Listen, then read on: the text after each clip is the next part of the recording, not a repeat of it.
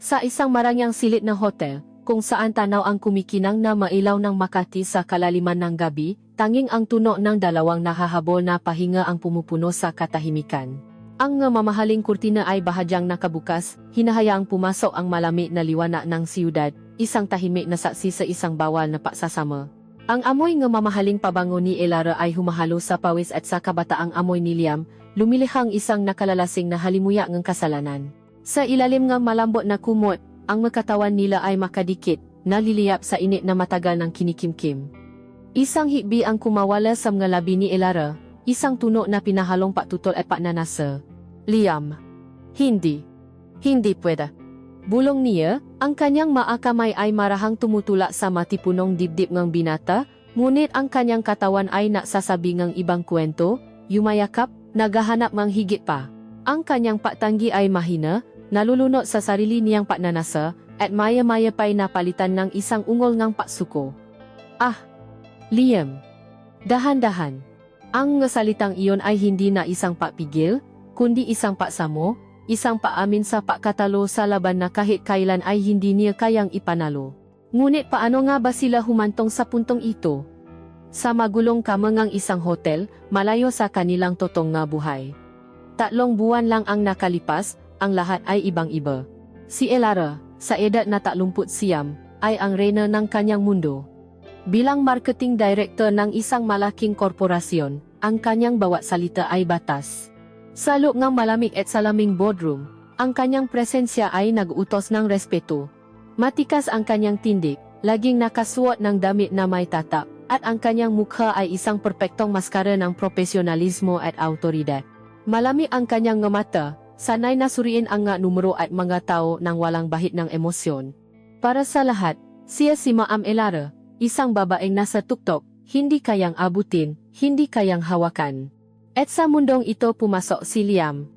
22 taong gulang, isang intern na puno ng pangarap at may ngiti na kayang makpatunaw ang kahit anong kaba. Sa kanyang unang araw, tumayo siya sa harap ni Elara, ang kanyang mata ay puno ng pahanga at kaunting takot. Para sa kanya, si Elara ay isang idolo, isang bituin na nais niyang marating. Hindi niya nakita ang pagod sa likod ng mga mata nito, o ang kalungkutan sa likod ng matigas na postura. Ang nakita lang niya ay isang makapangyarihan at magandang babae. At ang tingin na iyon, ang dalisay na pahangang iyon, ang siyang naging simulang lahat. Ang unang maliit na bita sa perpektong pada na itinayo ni Elara sa paligid ng kanyang puso. Ang unang araw ni Liam sa ilalim ng natataasang magusali ng Makati ay isang panaginip na naging totoo. Ang bawat sulok ng opisina ay sumisigang ng kapangyarihan at tagumpay. Mula sa makintap na sahig na gawa sa marmol hanggang sa malalaking bintanang salamin na napapakita ng abalang siyudad sa ibaba. Ang hangin ay amoy mamahaling kape at banayad na pabangongan ng mataong may matataas na posisyon. Para sa isang binatang tulad niya, na lumaki sa isang simpleng pamayanan, ang lugar na ito ay isang bagong mundo. Isang larangan kung saan ang nga pangarap ay maaring tuparin o wasakin. Siya ay itinalaga sa isang maliit na kubikel sa isang sulok ng malawak na marketing department, isang halos hindi kapansin-pansing bahagi ng malaking makinaya. Ang kanyang unang gawain ay simple at halos nakakabagot. Inutusan siyang ayusin ang isang tumpok ng lumang dokumento, isang gawaing malayo sa inaasahan niyang makulay na mundo ng advertising at marketing. Ngunit para kay Liam, bawat gawain ay isang pakakataon. Ginawa niya ito ng may buong sigasig. Ang kanyang kabataan at optimismo ay isang maliwanag na kulay sa karaniwang kulay abo na tanawin ng opisina. Habang nagtatrabaho, ang kanyang mga mata ay palihim na sumusulyap sa glass office sa gitna ng lahat, ang kaharian ni Ma'am Elara. Mula sa kanyang kinatatayuan, si Elara ay parang isang diyosa sa isang modernong templo, nakaupo sa kanyang trono, ang kanyang mukha ay laging seryoso, iluminado ng malamig na liwanag ng kanyang laptop. Pinapanot niya kung paano siya maglakad, kung paano siya mag-utos, ang bawat kilos ay puno ng kumpiyansa at autoridad. Sa mga unang araw na iyon, si Liam ay isa lamang anino sa paningin ni Elara. Sanay na siya sa pagdating at paalis ng mga intern. Para sa kanya, sila ay mabatang sabi na matuto, ngunit madalas ay kulang sa pasensya at dedikasyon. Sila ay mapansamantalang pangalan sa isang mahabang listahan ng mataong dumaan sa kanyang departamento. Ang kanyang umaga ay nagsisimula sa isang mabilis na sulyap sa maulat ng benta, Sinusundan ng sunod-sunod na mapapupulong kung saan ang pinausapan ay milyon-milyong piso. Sa tanghali, isang mabilis na pananghalian sa kanyang mesa habang sinasagot ang nga email. At sa gabi uwi siya sa isang malaking ngunit tahimik na penthouse, kung saan ang kanyang asawang si David ay madalas wala, o kung naroon man, ang isip ay nasa negosyo pa rin. Ang kanilang pausap ay bihirang lumapas sa mausaping praktikal, nawala na ang init at lambing na minsan nilang pinaksaluhan. Sa gitna ng abalang routine na ito, ang isang intern na naayos ng mapapel sa sulok ay hindi karapat-dapat sa kanyang atensyon. Ngunit unti-unti nagsimulang mapansin ni Elara ang binata, hindi dahil sa isang malaking bagay, kundi dahil sa isang serye nga maliliit na detalye. Isang umaga, habang nasa gitna nga isang napaka-stressful na conference call, naubusan siya ngang kape, ang kanyang personal na assistant ay wala, at inisip niyang tiisin na lang. Ngunit ilang minuto ang lumipas, isang tasa ang kape ang tahimik na inilapak sa kanyang mesa, ito ay si Liam. Hindi lang ito basta kape, ito ay ang eksaktong timpla na gusto niya, mainit ngunit hindi nakakapaso, may tamang dami ang gatas, walang asukal. Isang maliit na bagay na kahit ang kanyang matagal ng assistant ay madalas makamali. Nagulat si Elara. Tumingin siya kay Liam, na mabilis namang yumuko at bumalik sa kanyang pwesto. Isang simpleng salamat ang kanyang sinabi, ngunit sa loob niya, isang binhing ang pakamausisa ang naitanim. Paano nalaman ng batang ito ang gusto niya? Nang sumunod na linggo, sa isang mahalagang papupulong, kailangan niya ng isang partikular na datos mula sa mga benta noong nakaraang taon. Walang makahanap nito kaagad. Habang ang lahat ay nakakagulo, si Liam, na naatasang mag-asikaso ang projektor, ay lumapit sa kanyang supervisor at may ibinulong.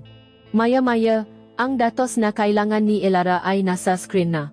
Pagkatapos ng pulong, tinanong niya ang kanyang supervisor kung paano ito nahanap. Si Liam po, ma'am, sagot nito. Inayos niya pala ang lahat ng mga lumang files sa database noong unang linggo niya, kaya madali na lang hanapin. Muli, napatingin si Elara sa direksyon ng cubicle ni Liam. Nakita niya itong nakatuon sa kanyang computer, ang kanyang mukha ay seryoso, ganap na abala sa kanyang ginagawa. Nagsimula siyang obserbahan ito ng mas madalas. Napansin niya na si Liam ang laging unang dumarating sa opisina at madalas ay isa sa mga huling umuwi. Hindi niya ito nakikitang naglalaro sa kanyang telepono o nakikipagsismisan sa ibang mga empleyado. Nakikita niya kung paano ito ngumiti ng magalang sa lahat, mula sa janito hanggang sa mga senior manager. At higit sa lahat, palagi niyang nararamdaman ang mga mata nito sa kanya. Hindi ito ang tingin ng pagnanasa na madalas niyang makuha mula sa ibang malalaki, o ang tingin ng takot mula sa kanyang manasasakupan. Ang tingin ni Liam ay iba. Ang rurok nito ay nangyari isang Biyernes ng hapon. Katatapos lang ni Elara ng isang matinding presentasyon kung saan walang awa niyang pinuna ang isang kampanyang iminungkahi ng ibang departamento. Tagumpay siya, gaya ng dati. Nakuha niya ang gusto niya. Ngunit habang papalabas ang mataw sa conference room, nakita niya ang matingin ng pagkadismaya at kaunting galit sa kanya. Naramdaman niya ang paisa na laging kasama ang kapangyarihan. Nasanay na siyang maging ang kontrabida, ang Iron Lady na walang puso. Ngunit sa pagkakataong iyon, habang siya ay nag-iisa na naglilikpit ng kanyang magamit, naramdaman niya ang isang matinding pagod. Pag-angat niya ng kanyang tingin, nahuli niya si Liam na nakatayo malapit sa pinto, nakatingin sa kanya. Nakalimutan siguro nitong umalis kasama ng iba. Sa halip na iwasan ang kanyang tingin, nanatili itong nakatitik sa kanya. At sa mamata ng binatang iyon, wala siyang nakitang takot o sama ng loob. Ang nakita niya ay puro at dalisay na pahanga.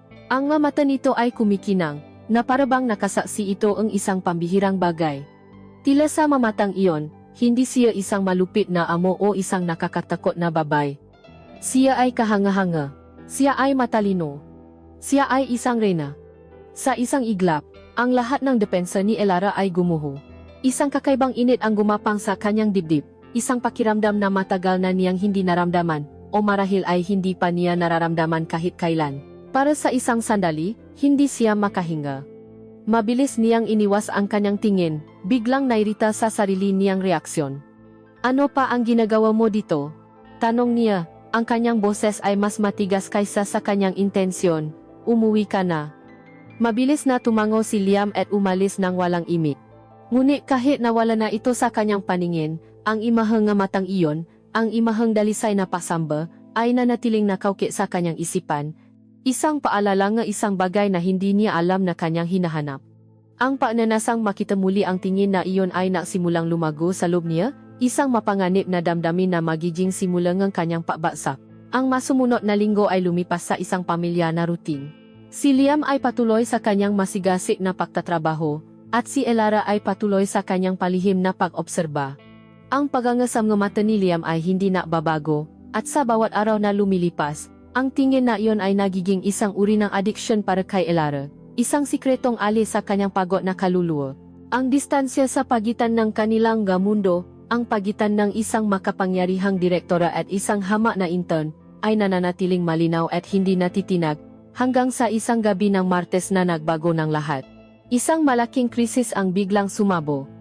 Ang kanilang pinakamalaking kliyente ay nabantang atras sa isang kontratang nakakahalaga ng daan-daang milyon dahil sa isang pagkakamali ng kanilang PR agency.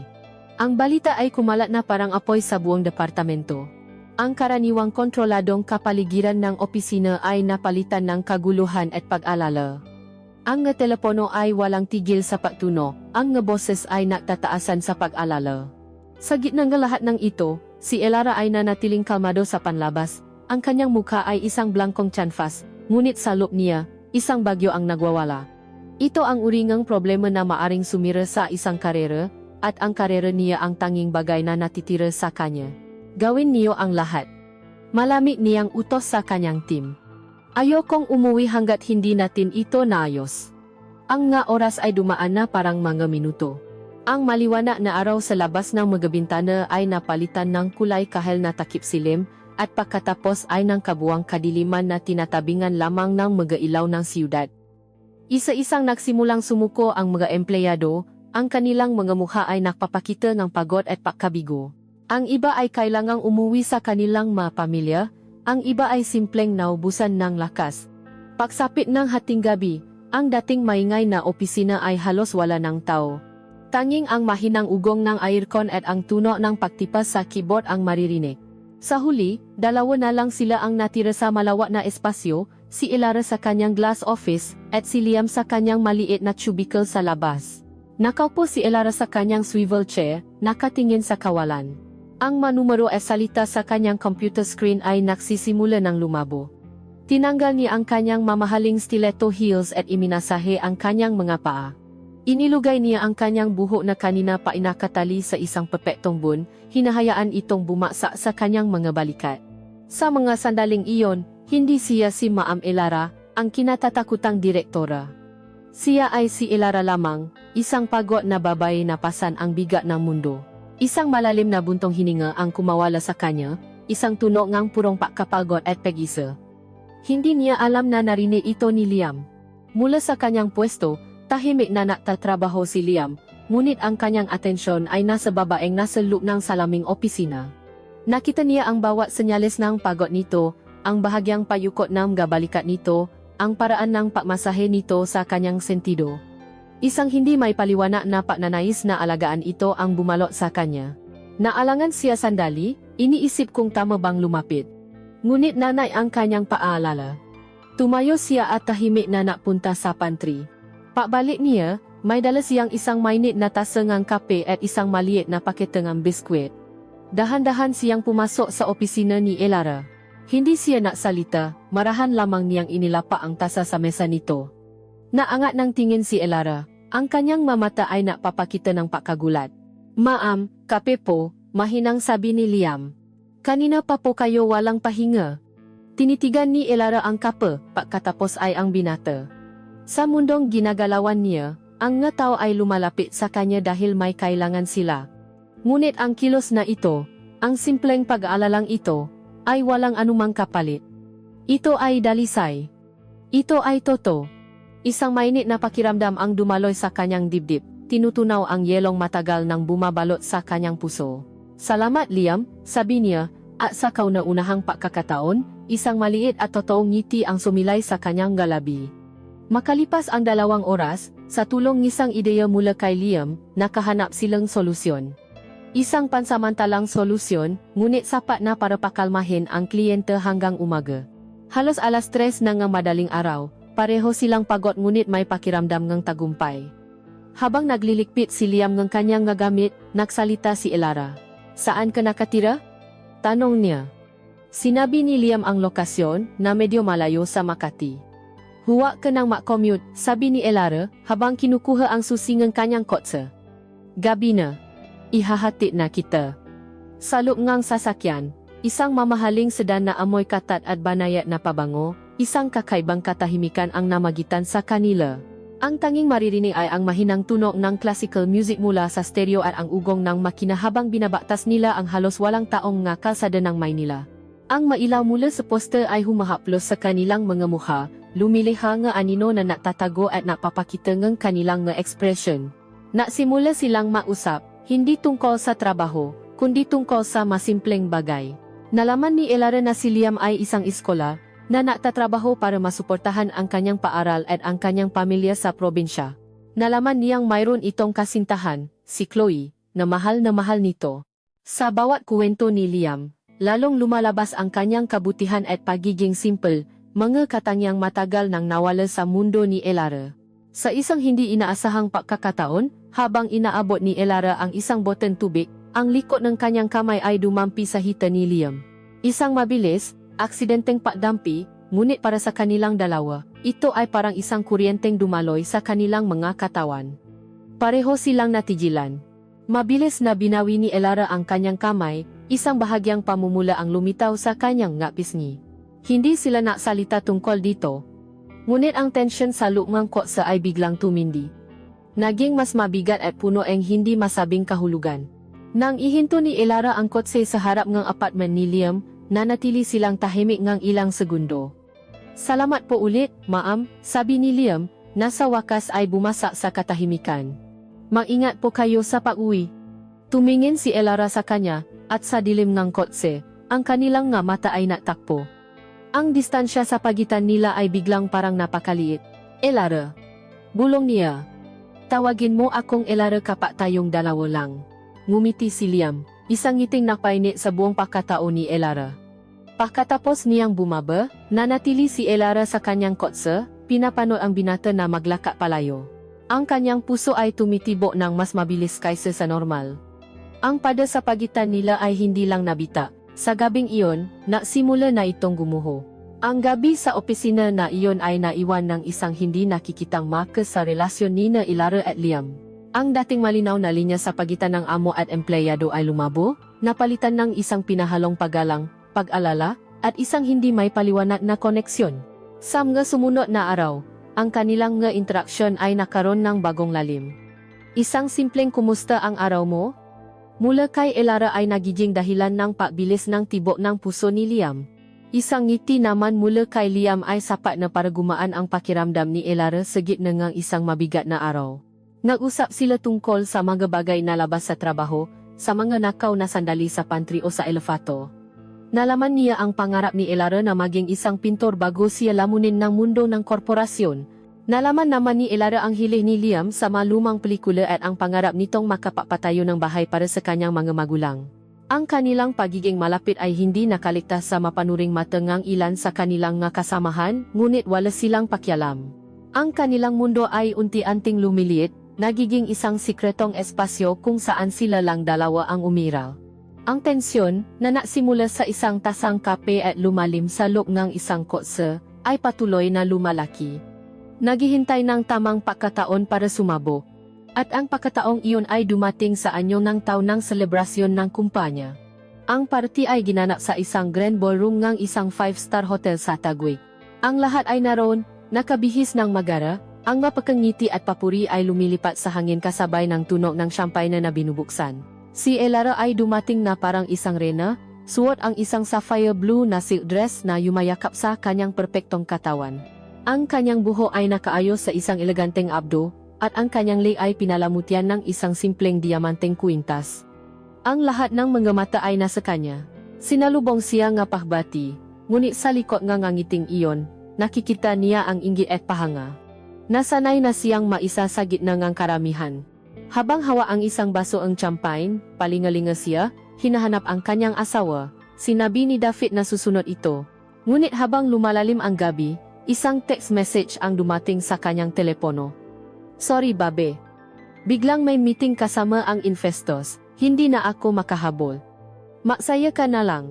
Ang nga salita ay simple, walang emosyon, ngunit para kay Elara, ang nga ito ay parang isang sampal. Muli, pinili ni David ang trabaho kaysa sa kanya. Tumingin siya sa paligid, nakikita ang kanyang kasamahan kasama ang kanilang asawa't kasintahan, nagtatawanan, nagsasayawan.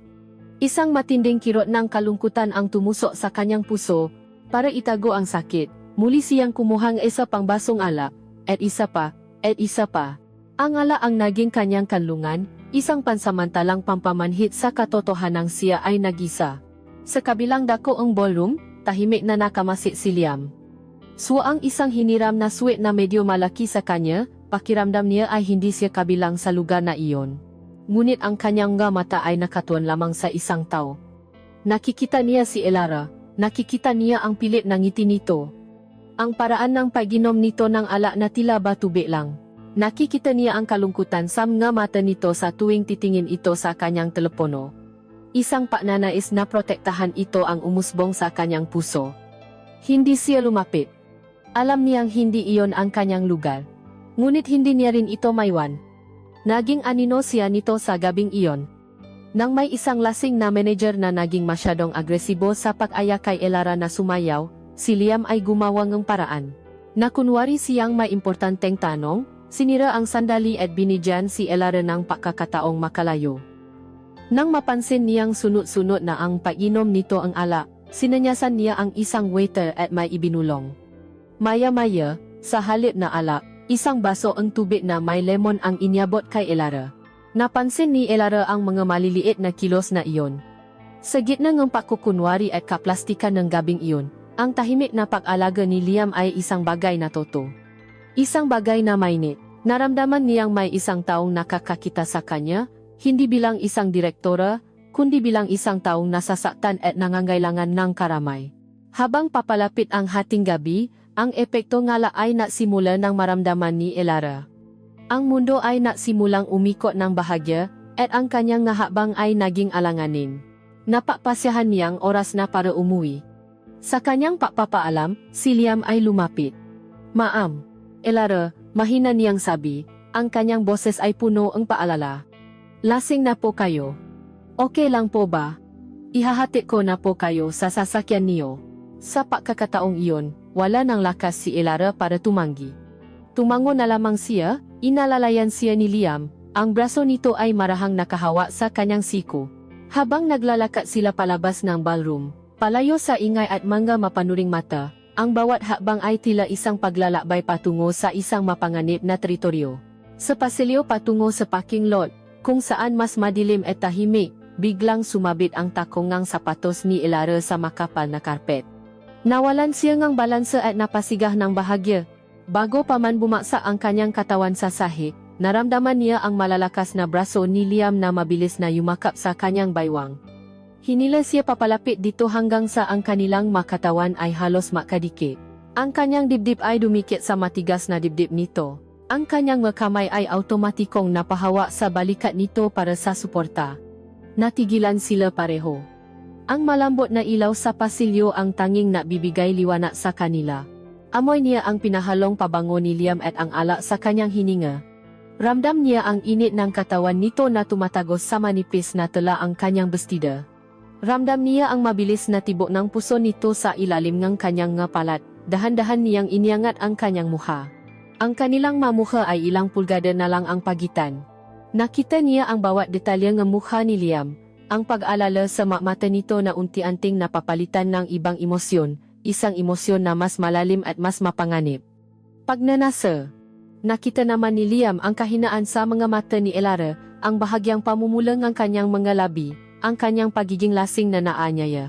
Sa sandaling iyon, ang lahat ng pader na kanilang itinayo, ang lahat ng gaalituntunin ng opisina, ang lahat ng gapaalinlangan, ay biglang naglaho, wala ng amo at intern.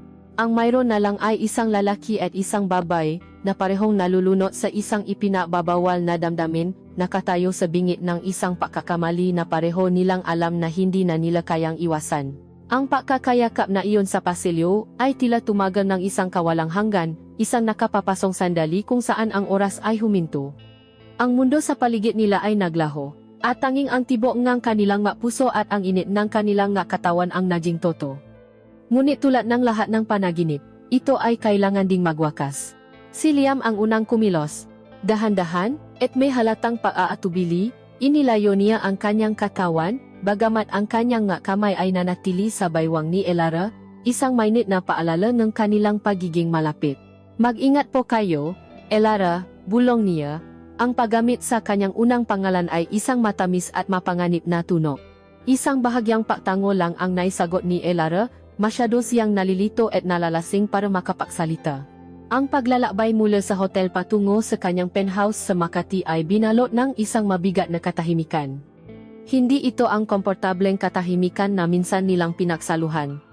Ito ay isang katahimikang puno ng tensyon, namga hindi masabing salita at namga damdaming pilit na itinatago. Sa loob ng sasakyan, si Elara ay nakatingin lamang sa mga ilaw ng siyudad na mabilis na dumadaan, ngunit ang kanyang isip ay nasa lalaking tahimik na nakmamaneho sa tabi niya. Isang unos namga emosyon ang nagwawala sa loob niya. Pakiramdam niya ay isang teenager na muling nakakaramdam ng kilig. Isang pakiramdam na matagal na niyang kinalimutan. Ang pag-aalaga ni Liam, ang init ng mabraso nito, ang pagangasa mamata nito, lahat ng iyon ay isang nakalalasing na lason na unti-unting pumapatay sa kanyang katinuan. Ngunit kasabay ng kaba at pananabik ay ang tinig ng konsensya. May asawa siya. Si Liam ay kanyang empleyado. Isa itong batang may kasintahan at may buong kinabukasan pa. Ano itong ginagawa niya? Nilalaro niya ang apoy, at alam niyang pareho silang maaring masunog. Si Liam naman ay pilit na nakatuon sa daan, ang kanyang makamay ay mahigpit na nakahawa sa manibela. Ang bawat pahinga ni Elara sa tabi niya ay isang pagsubok sa kanyang pagpipigil. Ang amoy ng pabango nito ay tila isang imbitasyon. Ang alaala na malambot na katawan nito na nakadikit sa kanya ay paulit-ulit na naglalaro sa kanyang isipan. Mayroon siyang kasintahan, si Chloe, na naghihintay sa kanya, nagtitiwala sa kanya, ngunit ang atraksyon niya kay Elara ay parang isang magnet, isang puwersang hindi niya kayang labanan. Hinahangaan niya ito, iginagalang, at ngayon, hindi niya may kakaila, ninanasan niya ito. Ang pagiging malapit niya sa isang babaeng tulad ni Elara, isang babaeng matalino, makapangyarihan, at may isang misteryosong kalungkutan, ay isang tukso na hindi niya alam kung paano iwasan. Pagdating nila sa harapan ng marangyang gusali kung saan nakatira si Elara, bumaba si Liam para pabuksan siya ng pinto. Inalalayan niya itong muli habang naglalakad sila patungo sa engrandeng lobby. Mrs. Reyes, magandang gabi po, bating ng guwardiya, isang matalas na paalala sa katayuan ni Elara. Isang mapait na ngiti ang sumilay sa labi ni Elara. Sa mata ng mundo, siya ay si Ginang Reyes, ang asawa ng isang mayamang negosyante. Isang titulo, isang papel na kanyang ginagampanan, ngunit hindi ang kanyang tunay na pagkatao.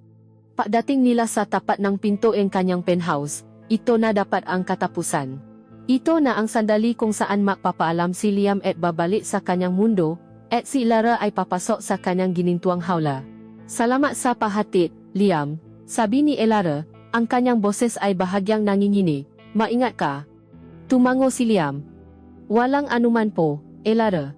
Naktama ang kanilang mata, at sa isang iglap, pareho nilang naramdaman na ayaw pa nilang magiwalay. Ayaw pa ni Elara na harapin ang malamig at tahimik na apartment. Ayaw pa ni Liam na iwan siya sa ganong kalagayan. Sa isang iglap ng kahinaan at kapusukan, nagsalita si Elara. Liam, sandali, sabi niya, habang binubuksan ang pinto. Pumasok ka muna. Uminom ka man lang ng tubig. Ang imbitasyong iyon ay isang manipis na dahilan, at pareho nila itong alam. Ngunit si Liam, na nahihila ang isang hindi matanggihang puwersa, ay hindi tumanggi. Sumunod siya sa loob. Ang penthouse ni Elara ay kamangha-mangha. Malawak, moderno at pinalamutian ng mamahaling kasangkapan. Ngunit sa kabila ng karangyaan nito, mayroon itong malamig at malungkot na pakiramdam. Walang malitrato ang pamilya, walang mapersonal na gamit na napapakita ang init ng isang tahanan. Ito ay isang showroom, hindi isang bahay. Tumayo si Liam sa gitna ng sala, hindi alam kung ano ang gagawin, habang si Elara ay napunta sa kusina. Hinubat niya ang kanyang sapatos, isang maliit na kilos na natanggal sa isa pang patong ng kanyang formalidad, napakita ng kanyang kahinaan. Ang tanging maririnig ay ang tunog ng tubig na isinasalin sa isang baso, isang tunog na napakalakas sa gitna ng katahimikan. Lumakat si Elara pabalik sa kanya, dala ang baso ng tubig. Ngunit sa halip na iabot ito, huminto siya sa mismong harapan niya. Muli, ang distansya sa pagitan nila ay halos wala na. Nakatinginan sila, at ang hangin sa paligid nila ay naging mabigat, punong kuryente.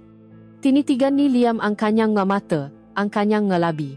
Nakita niya ang pakalito, ang pag-alinlangan, ngunit sa ilalim ng lahat ng iyon, nakita niya ang isang paanyaya. Ang katahimikan ay umaabot na sa puntong hindi na makayanan, at si Elara, na pinalakas ng alaat ng isang desperadong pangangailangan na makaramdam ng koneksyon, ang siyang bumasa dito. Tinitigan niya si Liam ng diretso sa mamata, ang kanyang boses ay isang mapangakit na bulong. Bakit ganyan ka makatingin?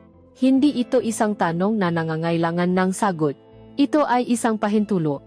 Isang pagbubukas ang pinto na kanina pa nilang parehong gustong pasukin. Walang salitang lumabas sa bibig ni Liam. Ang kanyang naging sago ay isang kilos. Sa isang mabilis ngunit tiyak na galaw, inilapit niya ang kanyang mukha at sinakop ang mga labi ni Elara ng isang halik. Hindi ito isang magino o marahang halik.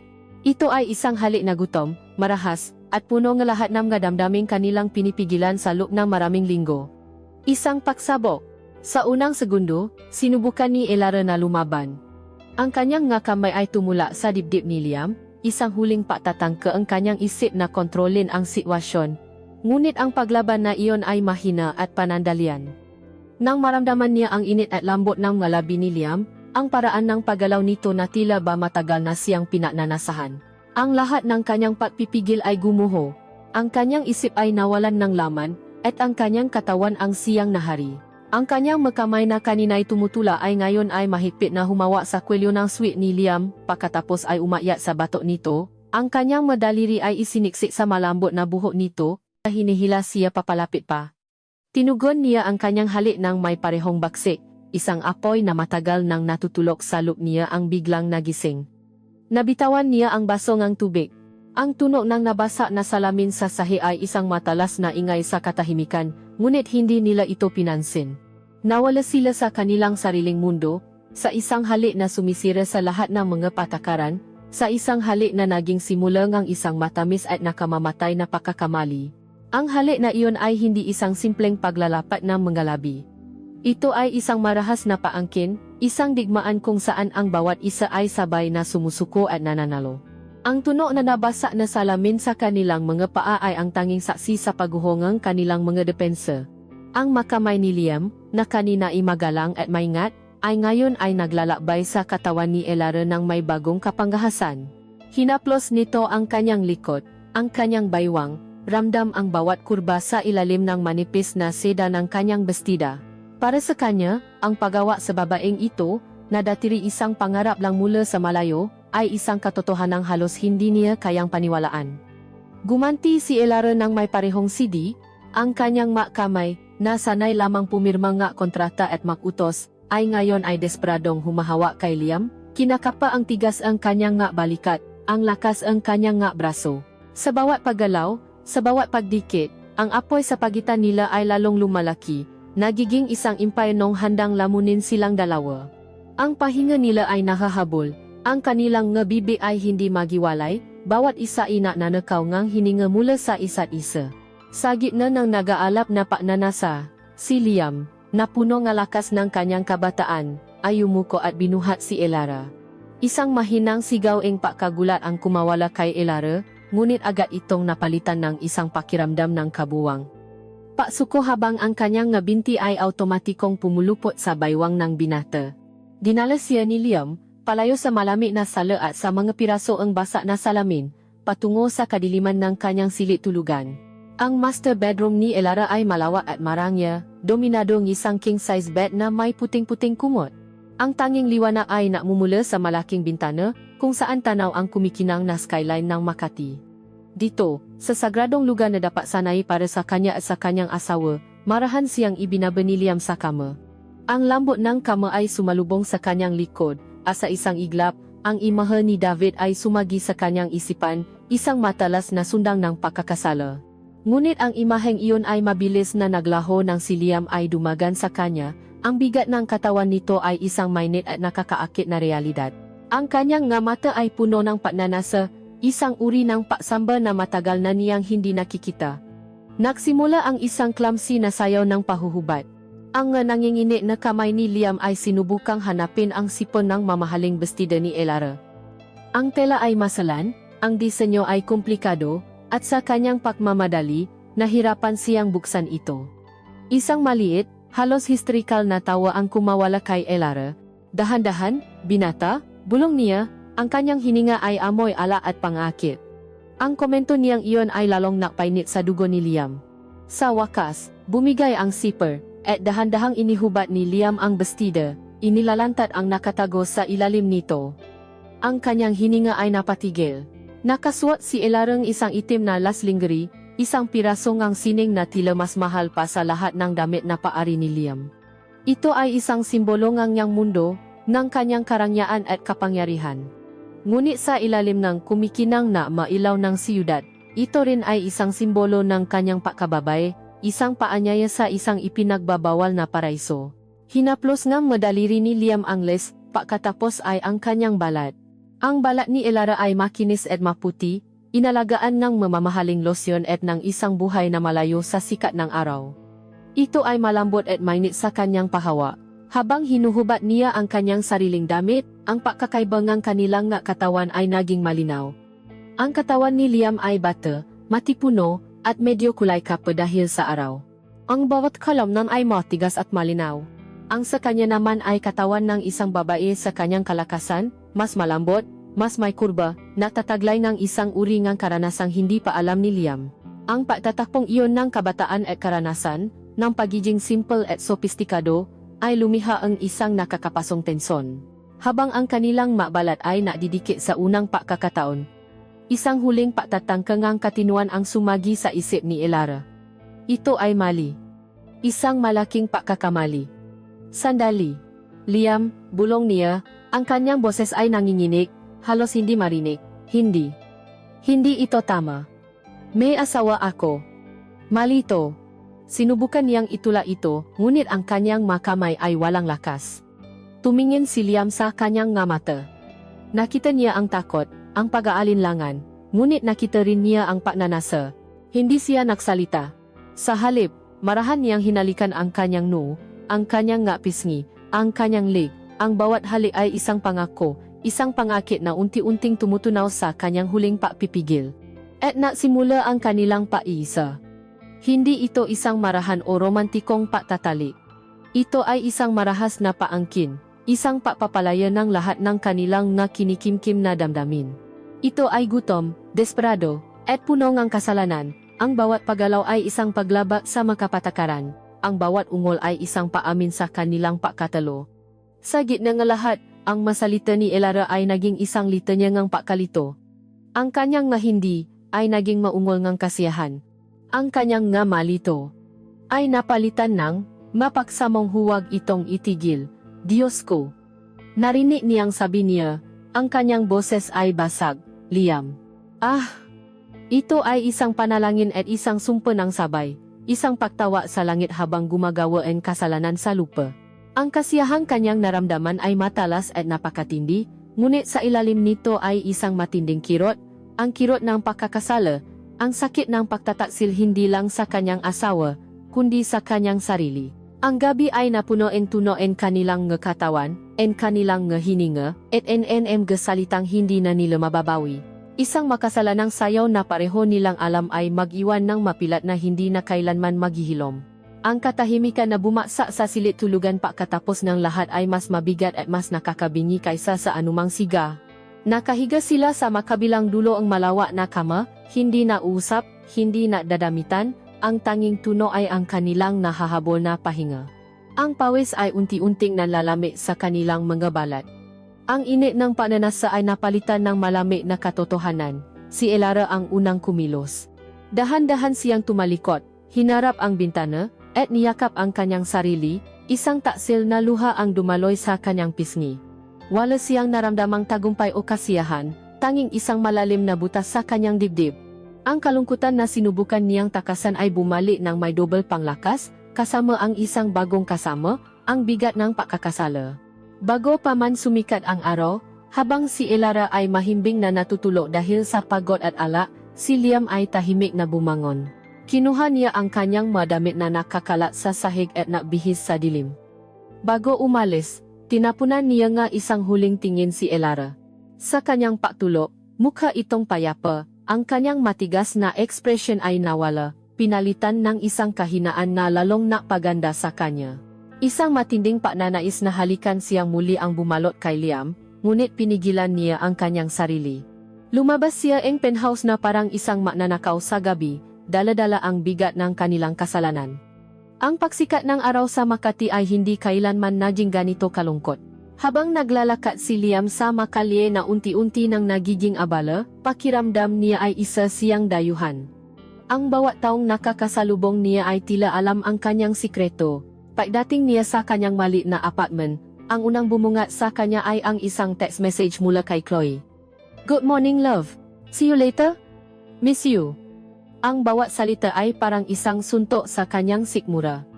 Ang pagiging dalisay at tapat ni Chloe ay isang matalas na paalalang kanyang karumihan. Mamadali siyang naligo, pilit na kinukuskos ang kanyang balat, na parabang kaya niyang hugasan ang amoy ni Elara, ang pakiramdam ng balat nito, ang alaala ng gaungol nito. Ngunit ang mga alaala ay nakatatak na sa kanyang isipan, isang bawal na kayamanan na sabay niyang itinatago at kinamumuhian. Kinabukasan sa opisina, ang hangin sa pagitan nila ay halos maaring hiwain sa kapal. Ang lugar na dati na naging kanilang sikretong mundo ay ngayon ay isang larangan ng digmaan ng mga awkward na sandali at mga pilit na ngiti. Pumasok si Elara na suot ang kanyang karaniwang armo, isang itim na power suit at isang malamig na ekspresyon. Walang sinuman ang makakahalata sa unos na nagaganap sa loob niya. Ngunit nang matama ang kanilang mga mata ni Liam sa unang pagkakataon sa araw na iyon, isang kislap ng kuryente ang dumaloy sa pagitan nila. Isang segundo lang iyon, ngunit sa isang segundong iyon, muli nilang nakita ang lahat ng nyari. Ang halik, ang nabasa na salamin, ang ngahubat na katawan sa dilim. Pareho silang mabilis na umiwas ng tingin, ang kanilang ngapisngi ay bahagyang namula. Para muling itayo ang pader sa pagitan nila, naging mas istrikto at mas malupit si Elara sa araw na iyon. Nagpatawa siya ng isang biglaang pagpupulong at pinuna ang halos lahat ng trabaho. Si Liam ay hindi niya pinalampas. Pinuna niya ang isang maliit na pagkakamali sa ulat na ginawa nito sa paraang hindi niya kailanman ginawa dati. "This is unacceptable, Liam," sabi niya sa isang malamig na boses para marinig ng lahat. "I expect better from you." Ang masalita ay tumama kay Liam na parang mga sampal. Nakita niya ang pagtataka sa mukha ng kanilang mga kasamahan. Nasaktan siya, ngunit naintindihan din niya. Ito ang paraan ni Elara para sabihin sa kanya, at sa kanyang sarili, na ang nangyari ay isang pagkakamali at hindi na dapat maulit. Ito ang paraan niya para ibalik ang kanilang relasyon sa dati. Kaya sa buong araw, si Liam ay naging isang anino. Itinuon niya ang kanyang buong atensyon sa kanyang trabaho, hindi na muling naangat ng tingin sa direksyon ng opisina ni Elara. Ang masayang at palangiting intern ay napalitan ng isang tahimik at seryosong binata. Sinubukan niyang isipin si Chloe, ang kanilang masasayang alaala, ngunit ang imahe ni Elara, ang kanyang amoy, ang kanyang lasa, ang paraan ng pagsigaw nito sa kanyang pangalan ay patuloy na bumabalik, isang mapang-akit na multo na ayaw siyang tigilan. Ngunit ang pagnanasa ay parang isang halaman na pilit na tumutubo kahit sa pinakamatigas na semento. Kahit anong pilit nilang itanggi at iwasan, ang atraksyon sa pagitan nila ay nandun pa rin, humihinga, naghihintay. Sa gitna ng kanilang pag-iwas, may mga nakaw na sandali. Habang nakakapa si Elara sa kanyang opisina, napatingin siya sa labas at nahuli niya si Liam na nakatingin sa kanya. Mabilis itong umiwas, ngunit nakita niya. Nakita niya ang pananabik sa mata nito, habang naglalakad si Liam sa pasilyo, dumaan si Elara sa kanyang tabi. Ang kanilang mga braso ay bahagyang nakdikit, At ang simpleng pagdampi na iyon ay nakpadala ng kuryente sa kanilang buong katawan. Hindi nila kayang dayain ang kanilang masarili. Ang apoy na sinimulan nila ay hindi basta-basta mamamatay. Kinagabihan, habang si Elara ay naisa na naman sa kanyang tahimik na penthouse, hindi na niya nakayanan ang paisa at pakalito. Ang kanyang profesional na maskara ay natanggal na. At muli siyang naging ang babaeng malungkot at nangungulila. Kinuha niya ang kanyang telepono. Ang kanyang nga daliri ay nanginginig. Ano ang sasabihin niya? Anong karapatan niyang guluhin muli ang binata? Ngunit ang pangangailangan na malaman kung ano ang nararamdaman nito, ang pangangailangan na marinig na hindi lang siya ang nakakaramdam ng ganito, ay mas malakas kaysa sa kanyang hiya. Naktay siya nga isang mensahe, binura ito, at naktay muli. Sa huli, nakpadala siya ng isang simpleng mensahe na walang bahid ng kanilang pinagsamahan. Naiwan mo ang charger mo sa conference room kanina. Ipinatago ko sa guard. Isang palusot, isang manipis na dahilan para muling buksan ang linya sa pagitan nila. Sa kanyang apartment, halos mapatalon si Liam nang makita niya ang pangalan ni Elara sa kanyang screen. Ang kanyang puso ay kumabuh ng malakas. Alam niyang hindi tungkol sa charger ang mensaheng iyon. Na-reply siya. Salamat po. Kukunin ko na lang bukas. Ngunit hindi doon natapos ang kanilang pausap. Pagkatapos ng ilang minutong katahimikan, si Elara ay napadala ng isa pang mensahe. About last night. 3 salita na naglalaman ng lahat. Hindi na napigilan ni Liam ang sarili. I'm sorry Elara. Ako dapat ang humingi ng tawad, reply niya. Hindi dapat nangyari. Alam ko.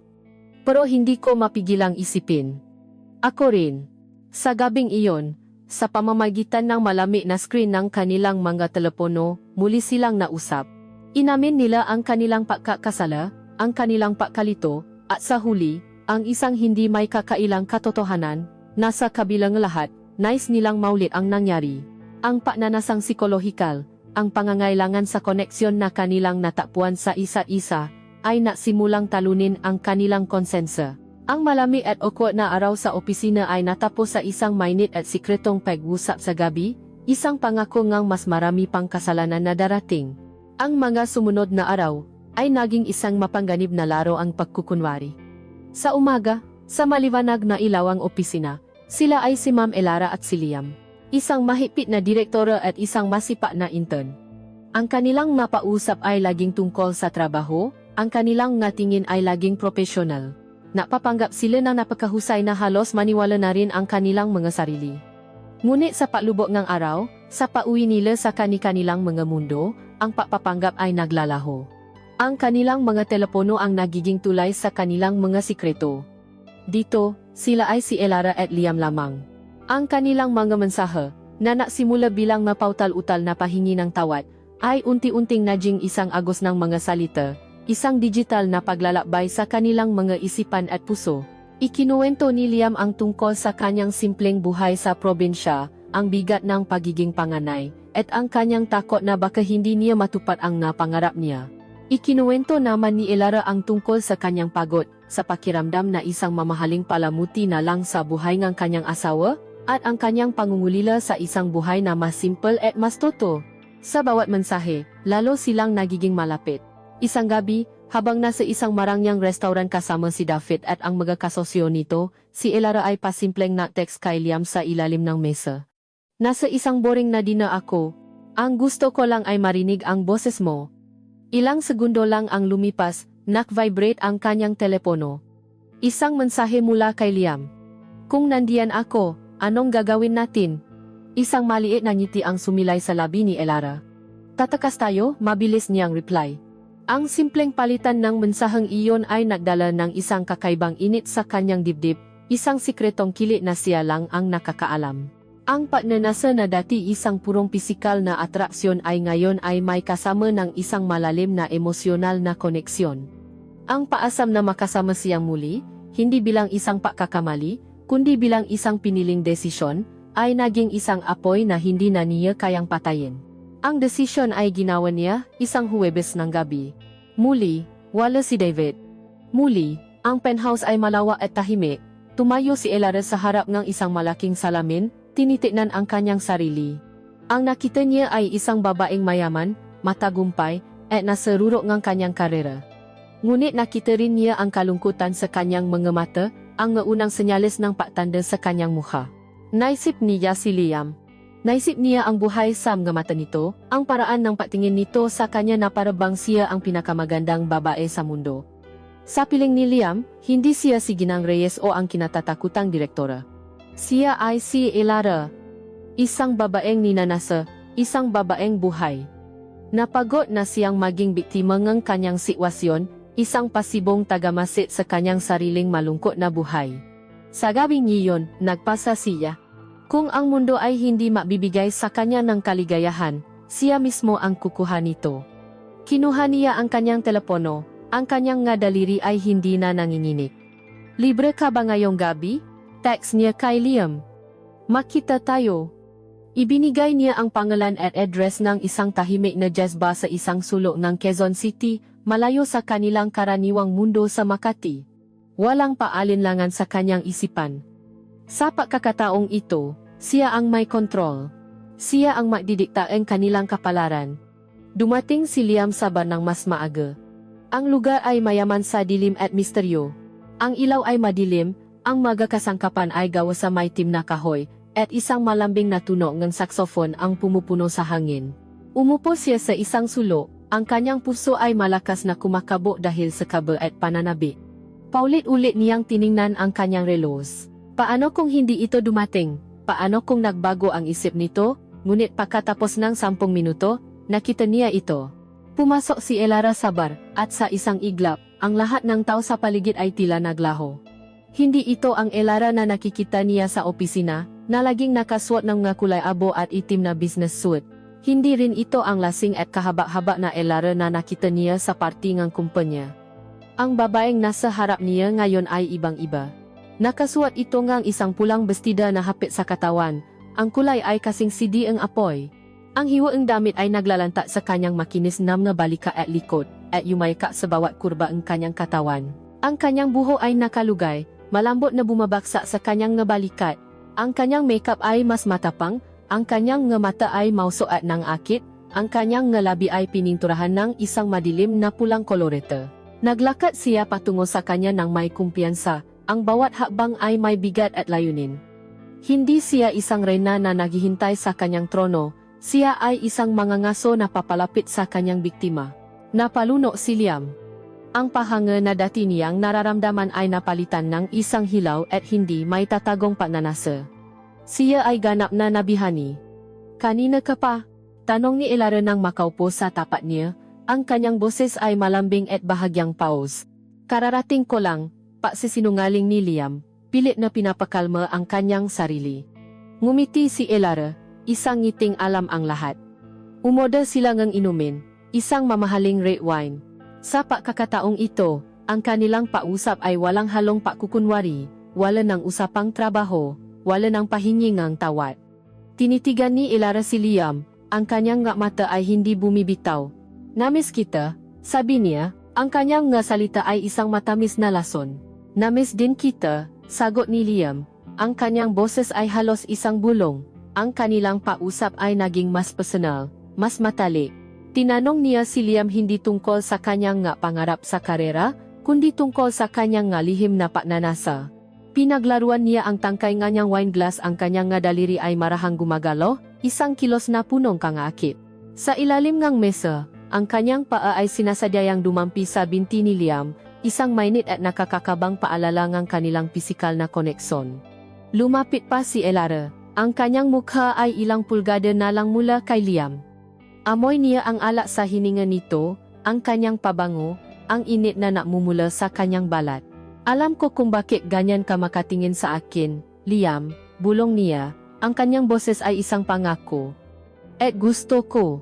Ang salitang iyon ay isang malinaw na imbitasyon, isang paamin na pareho nilang gusto ang bawal. Ang laro ay nagsimula na, at sa gabing iyon, si Elara ang gumagawa ng lahat ng mapatakaran. Ang bulong ni Elara sa tenga ni Liam ay parang isang sentensa, isang hatol na pareho nilang malugot na tinanggap. Umalis na tayo dito. Walang paalinlangan, walang pangalawang isip. Tumayo sila mula sa kanilang madilim na sulok sa jazz bar, ang kanilang kamay ay makahawa sa ilalim ng mesa, isang sikretong paangkin. Iniwan nila ang malambing na musika at ang mga taong walang kamalay-malay at lumabas sa malamig na hangin ng gabi. Ang biyahe patungo sa isang hotel na malapit lang doon ay puno ng isang mabigat at naalap na katahimikan. Hindi na kailangan ng salita. Ang kanilang mamata, ang kanilang napaginga, ang paraan ng pahawa ni Elara sa hita ni Liam habang ito ay nakmamaneho lahat ng iyon ay sapat na.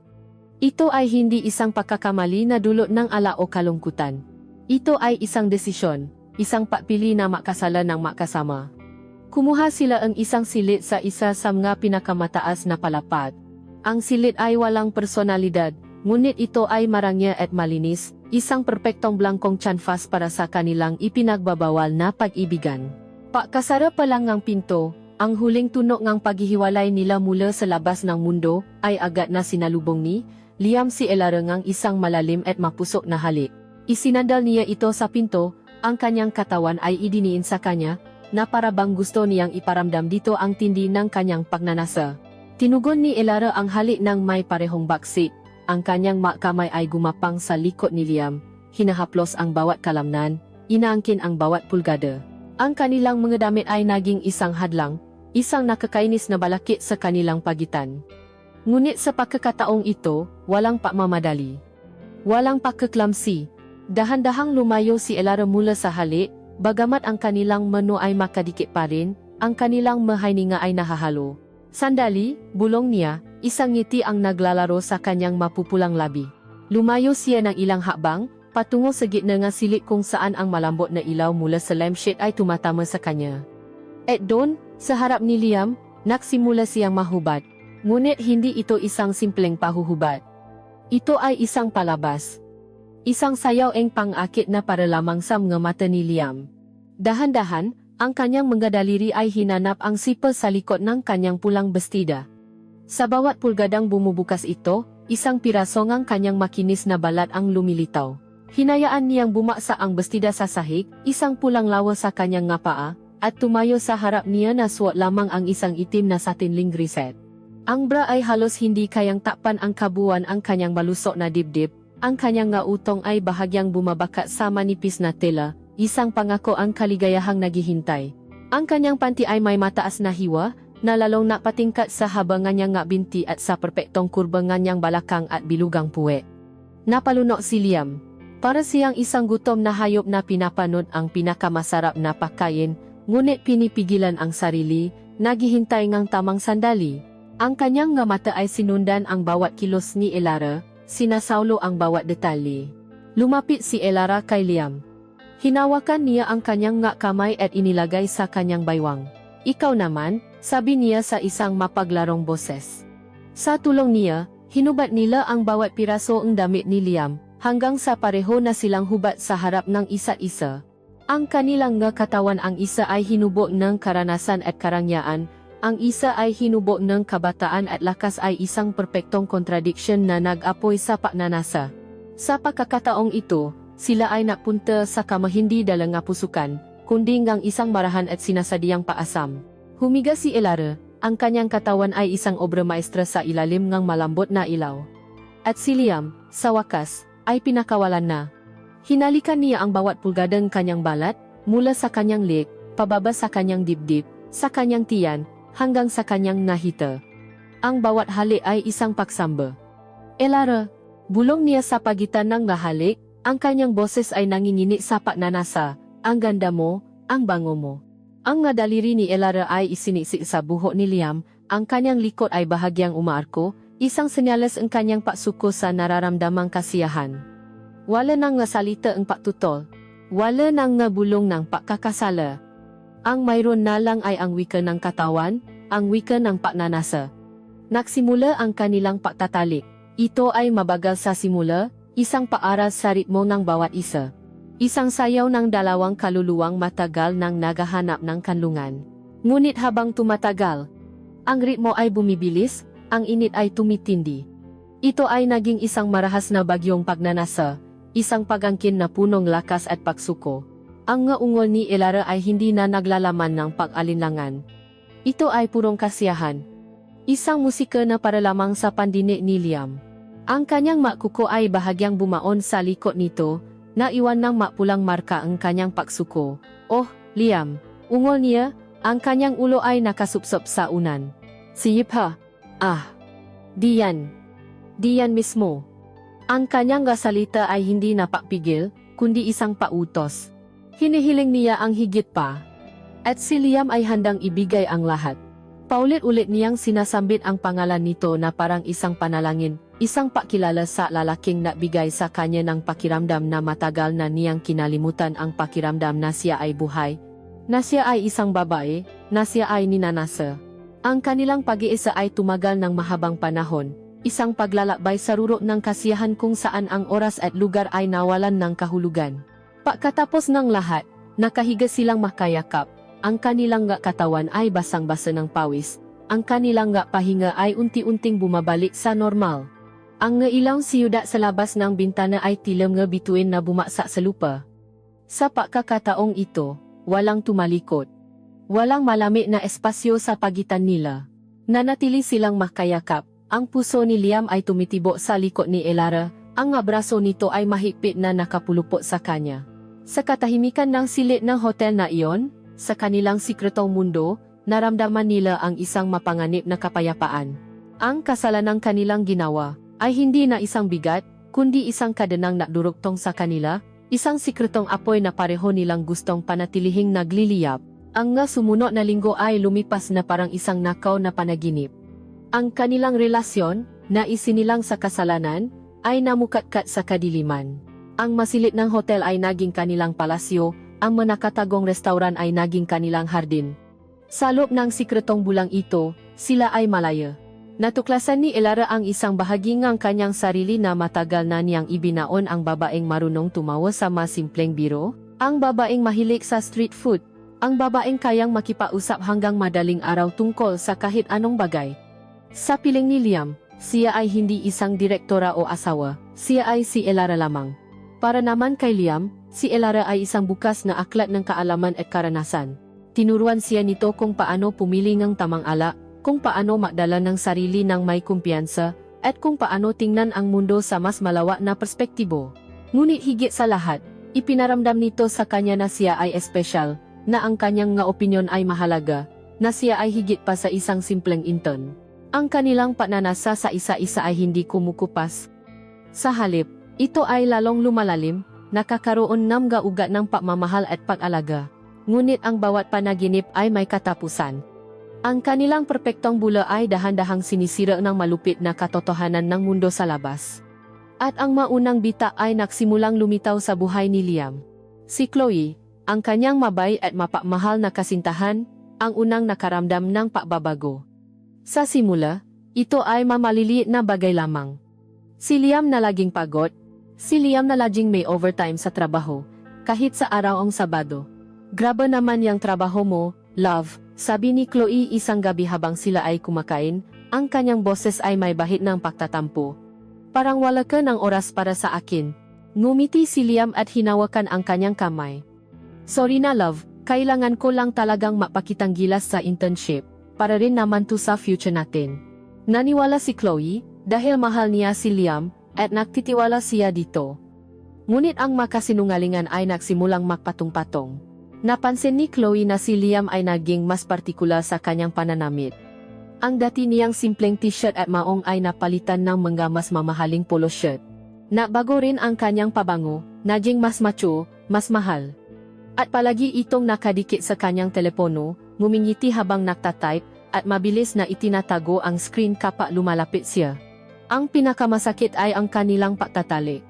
Dati, ito ay puno ngang init at koneksyon. Ngayon, pakiramdam ni Chloe ay may mali. Ang katawan ni Liam ay naroon, ngunit ang kanyang isip ay tila nasa ibang lugar. Isang gabi, habang sila ay makayakap pagkatapos, hindi na nakatiis si Chloe. May problema ba tayo, Liam? Tanong niya, ang kanyang boses ay basak. May nagawa ba akong mali? Bakit parang ang layo-layo mo na? Natigilan si Liam.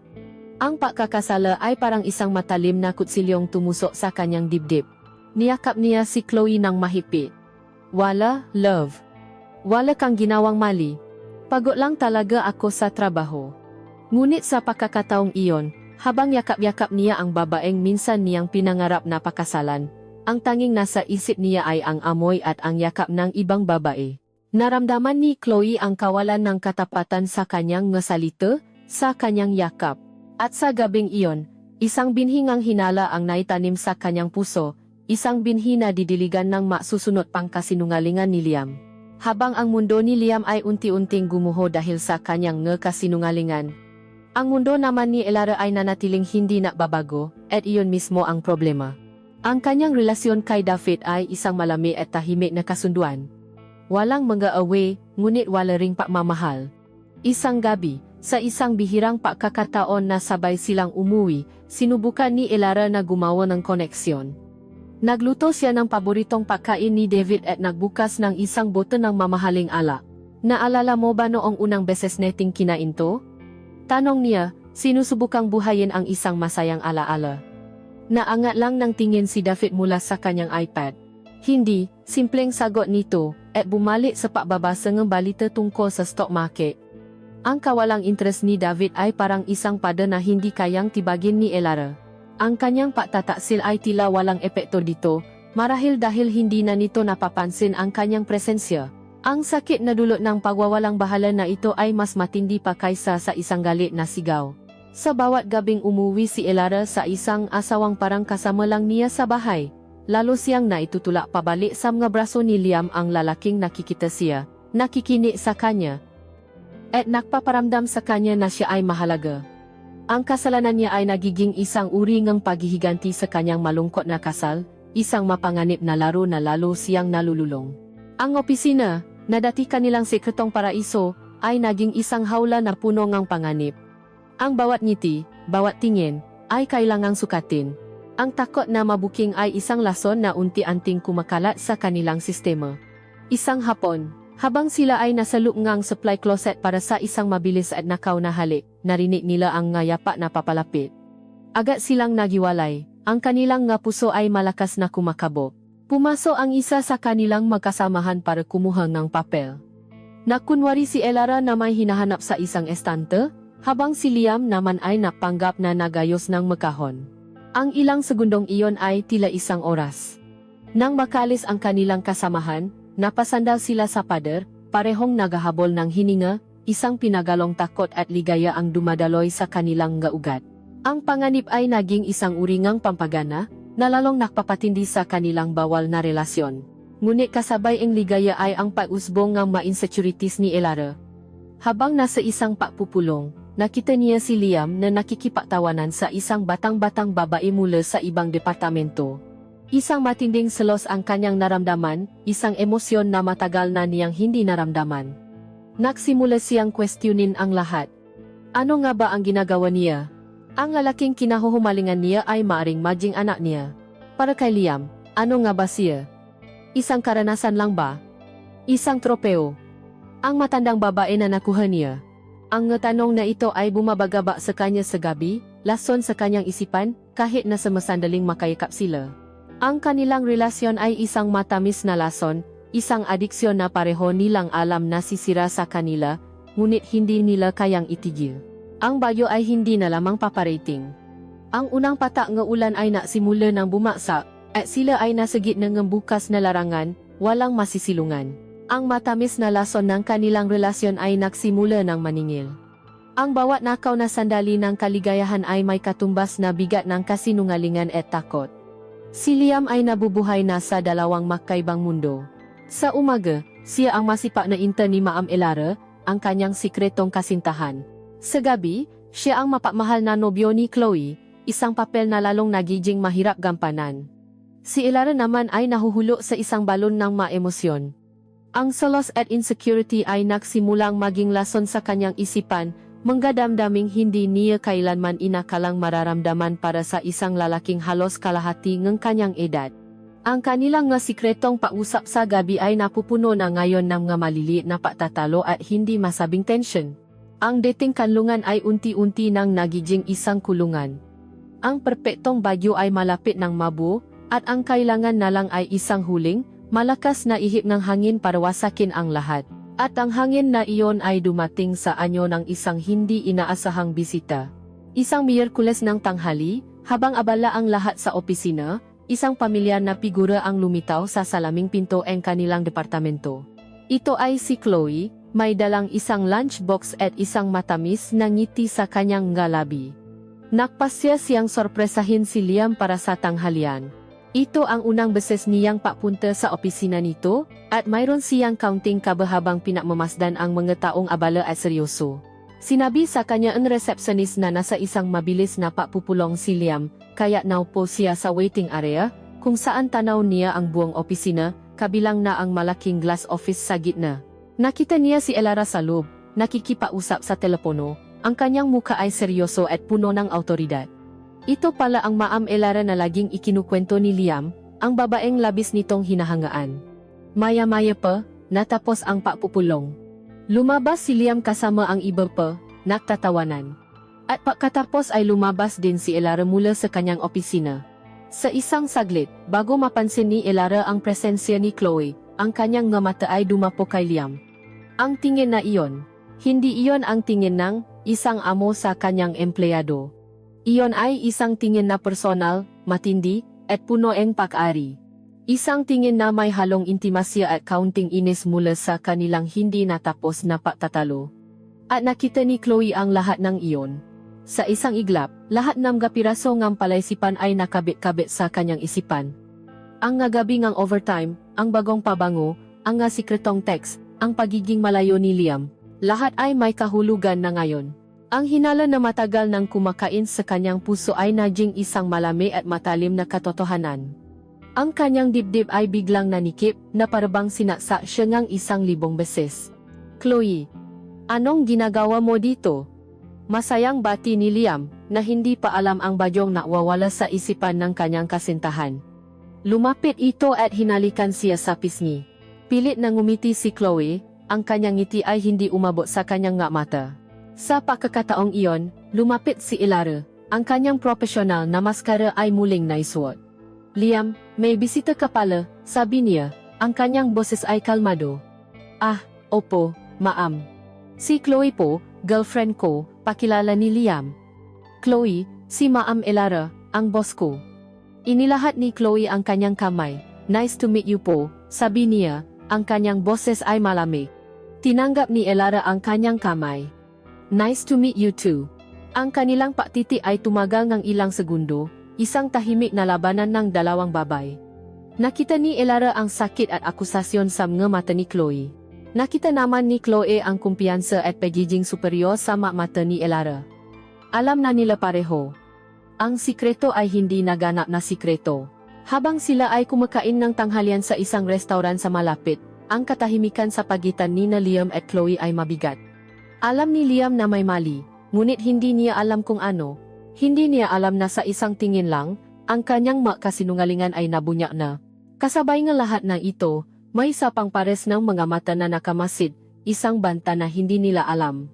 Sa kabilang kalye, sa loob ng isang itim na kotse, isang lalaki ang may hawak na kamera na may long lens. Siya ay isang private investigator na inupahan ni David Reyes. Ilang linggo na niyang sinusubaybayan si Elara.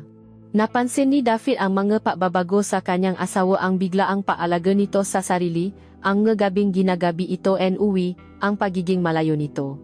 At sa halip na kausapin ito, pinili niya ang landas ng isang negosyante, kumuha ng impormasyon.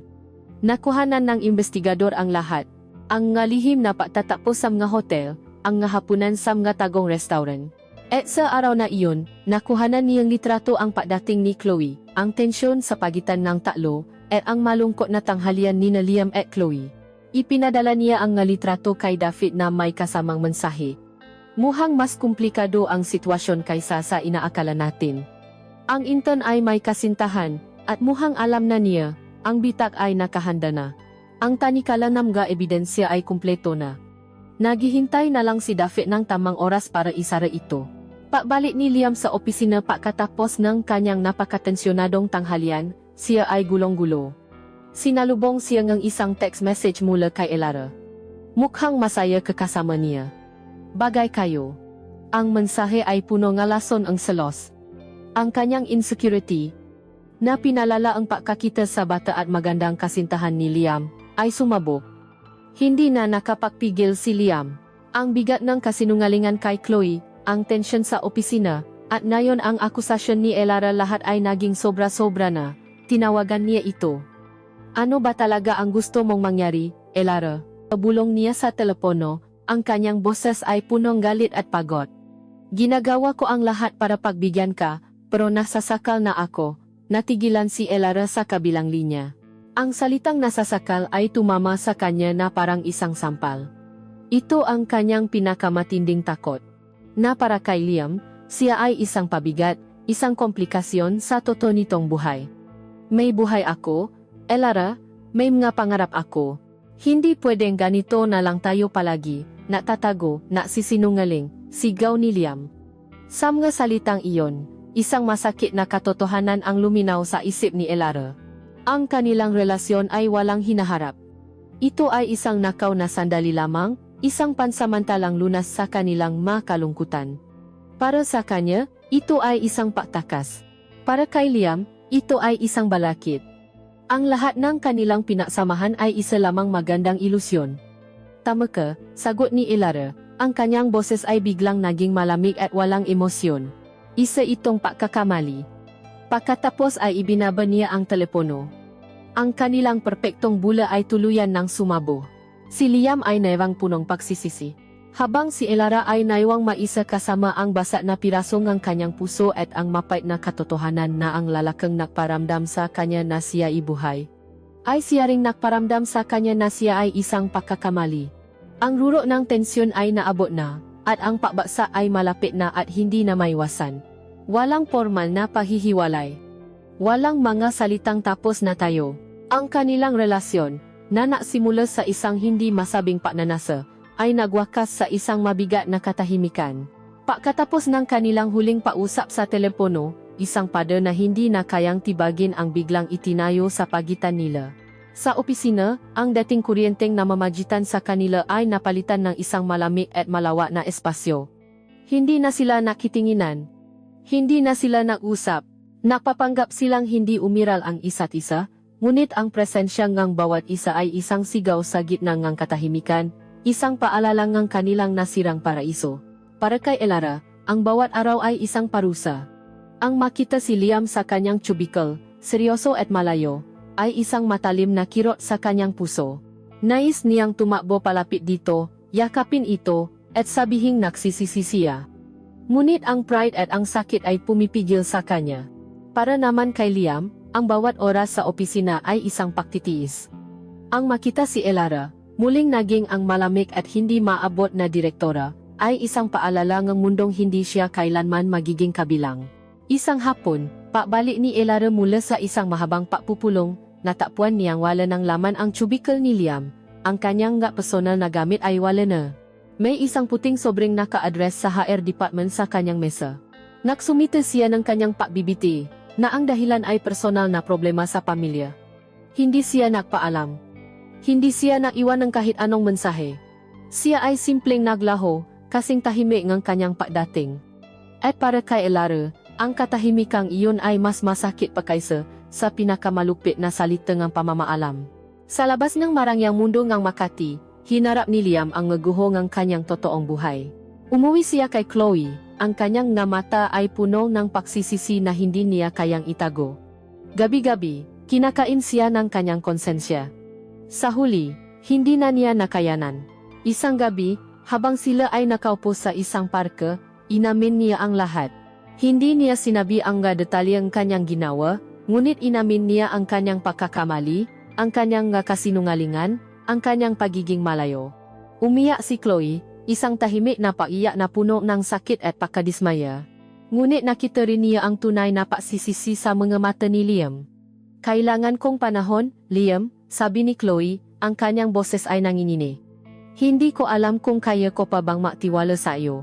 Walang naging formal na hiwalayan, ngunit pagkatapos ng gabing iyon, isang malaking lamat na ang namagitan sa kanila. Nagpasya si Liam na bumalik muna sa kanilang probinsya para maisip.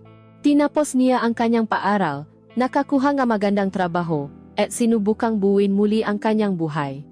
Ngunit ang alaala ni Elara ay nanatiling isang peklat sa kanyang puso. Binago siyang karanasang iyon.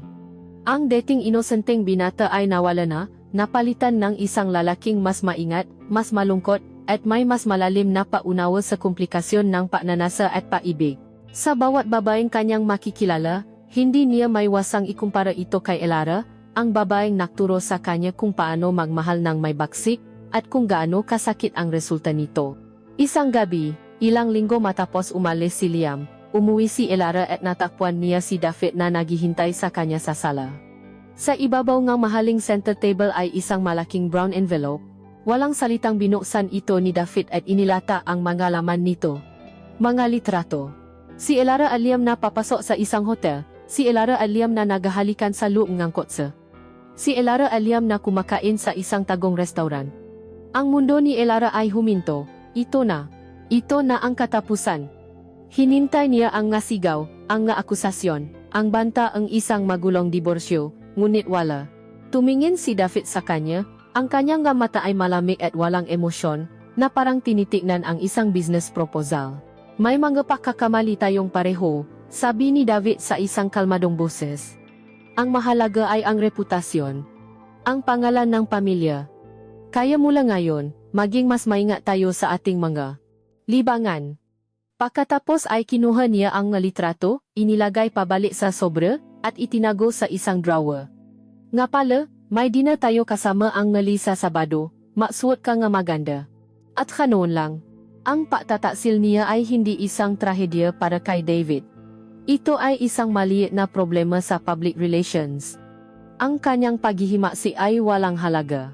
Ang kanyang kasal ay hindi isang pagsasama ng dalawang pusong nagmamahalan, kundi isang kontrata, isang pagsososyo sa negosyo.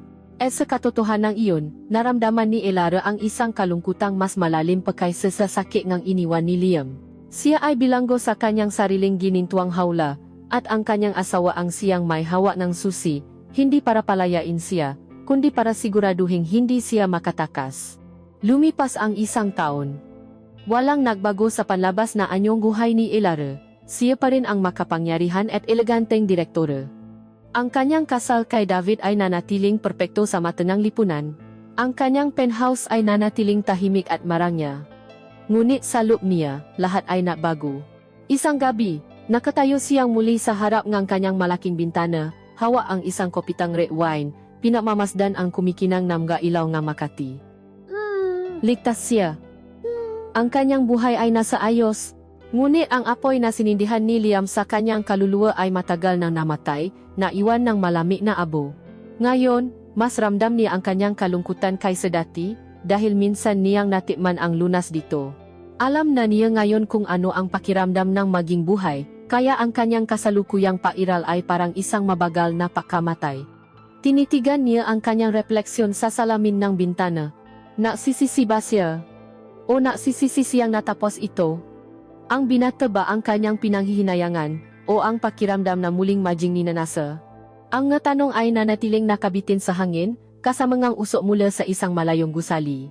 Si Elara Reyes, ang babaeng nasa kanya na ang lahat, ay nanatiling nakatayo roon, isang perpektong larawan ng tagumpay, at ng isang kalungkutang walang katapusan.